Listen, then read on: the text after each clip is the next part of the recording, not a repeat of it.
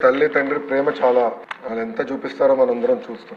ఆ పిల్లల్ని మోసుకుంటూ వచ్చి కిలోమీటర్లు మోసుకుంటూ వచ్చి ప్రభుత్వం ఏర్పాటు చేసిన భవిత స్కూల్స్కి తీసుకెళ్తాం కానివ్వండి, వాళ్ళకి కావాల్సిన కేర్ ఇవన్నీ చేస్తాం కానివ్వండి, అవన్నీ నేను స్వయంగా చూశాను. కూన రవి గారు ప్రత్యేకంగా ఈ 21 కేటగిరీస్ ఏదైతే ఉన్నో ఎక్కువ శాతం దేంట్లో ఉన్నారని అడిగారు అధ్యక్ష.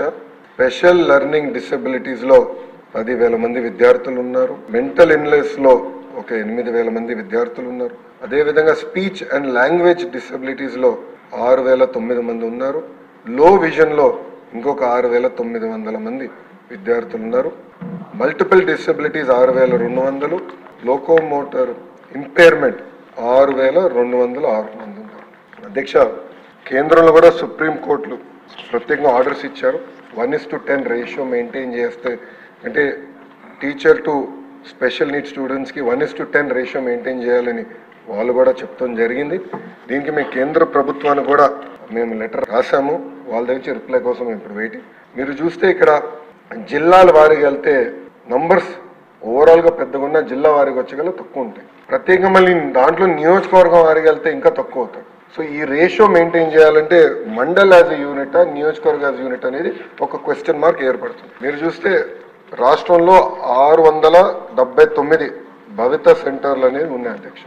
6 నుంచి 14 సంవత్సరాల వయసు కలిగిన పిల్లల్ని ఇక్కడ ఈ సెంటర్కి తీసుకెళ్తాం జరుగుతుంది. ప్రత్యేకంగా ట్రాన్స్పోర్ట్ అలవెన్స్ ఇస్తాం, ఎస్కాట్ అలవెన్స్ ఇస్తున్నాం. గర్ల్ చైల్డ్కి ప్రత్యేకంగా అదనంగా స్టైపెండ్ ఇస్తాం. ఇంకా హోమ్ బేస్డ్ ఎడ్యుకేషన్ కూడా, అంటే ట్యూషన్ లైన్ పెట్టుకోవాలంటే అదనంగా కూడా ప్రభుత్వం డబ్బులు ఇస్తుంది. కానీ నన్ను అడిగితే ఇది సరిపోదు. మాటలు నాకు చెప్తే ఇది సరిపోదు.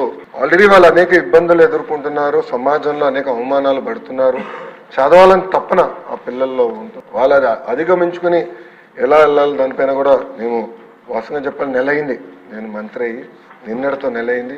Vast subject. నేను కూడా అధికారులతో చర్చిస్తున్నాను. ఈ 1:10 ఎట్లా సాధ్యమవుతుంది, అంటే యూనిట్ ఎట్లా చేయాలి, ఇంకా తల్లిదండ్రులు ఈ పిల్లల్ని దూరంగా తీసుకెళ్ళగలుగుతారా లేదా, అది ఎట్లా చేయాలనే దానిపైన మేము కూడా చర్చిస్తున్నాం. మొన్న కూడా మీరు చూశారు అధ్యక్ష, ఐఐటి ఎన్ఐటి స్టూడెంట్స్ వికలాంగులు, అంటే వాళ్ళు అనేక అవమానాలు ఎదుర్కొంటారు సమాజంలో. అలాంటిది చదవాలన్న పట్టుదలతో చదివి టెక్నికల్ రీజన్ వల్ల ఐఐటి ఎన్ఐటిలో వాళ్ళకి అడ్మిషన్స్ రాలేదు. దానికి మేము ఎతికి 1992 ఒక ప్రత్యేక జియో ఉంటే అది కోట్ చేసి యుద్ధ ప్రాతిపదికంగా జియో ఇస్తే సుమారుగా 45 మంది పిల్లలు ఈరోజు ఐఐటి ఎన్ఐటికి వెళ్ళారు. అది ఈ ప్రభుత్వంకున్న చిత్తశుద్ధి.